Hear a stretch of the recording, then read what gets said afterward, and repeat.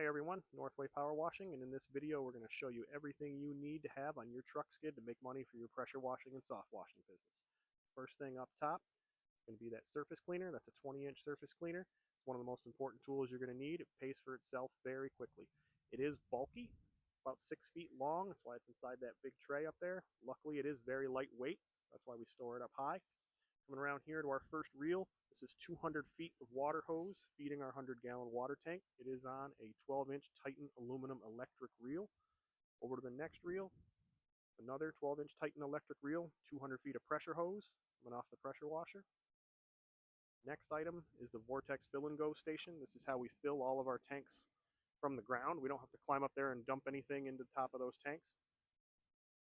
There is a Remco 5.5 gallon a minute pump on the back side of that pumps all of our chemicals up into the truck. We've got a 5.5 gallon a minute pressure washer, Honda IGX 390 gear drive pump. That does have remote downstream injection capability with a soap valve, so we can actually mix our house wash soap and downstream inject that along with the bleach, and it's all remote control. More tanks back there. We do have 2 soap tanks. Soap number 1 will be filled with house wash roof washing soap. Soap number 2 we can fill with degreaser, anything we need job specific. Like I said, there is a 100-gallon water tank and a 55-gallon chemical tank for bleach. It is our soft wash pump. It's a 24 volt 16 gallon a minute soft wash pump. The next reel, the last reel, is our 18-inch aluminum manual reel that has 3/4 inch hose on there. It's all for soft wash. Remote Smart Blend Pro blend manifold, soft washing also. Our toolbox there just carries some gloves for gutter cleaning, a couple quarts of oil, pump oil and pressure oil for the pressure washer in case something goes wrong in the field.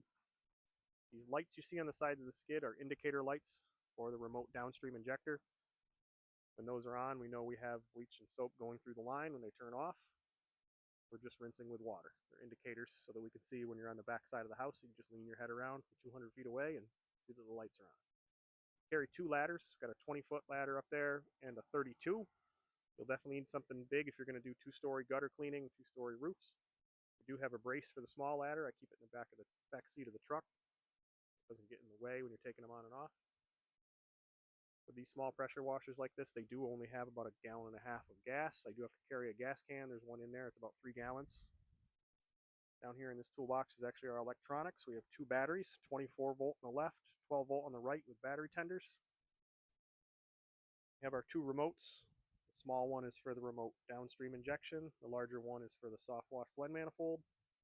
Carry a small pistol grip pressure wash gun with the nozzles. We carry a longer gun just for getting in the corners, things like that where you need to stay away. We do carry a drone everywhere. We don't do drone washing specific. This doesn't carry anything, but it is great for doing inspections of gutters and roofs. Carry a long handled brush there. It's about a 16 or 24 foot handle with a brush on there. Just for doing gutter brightening or cleaning some stubborn spots on siding that soft washing just won't take off on its own. This whole skid, 6 feet long. It is about 900 pounds empty. Once you start loading it up, it does get very heavy. That bleach tank alone, bleach is about 8 pounds per gallon, so if you put 55 gallons in there, get your calculator out. This thing gets heavy quick. This is mounted on a Chevy 2500 3/4 ton truck. You do feel it when it's back there. You can put this on the smaller trucks, the F-150s or 1500 series trucks. It will be pushing the limit for what it can carry safely, especially what it could stop. So you do have to factor that in on how big of a skid you want.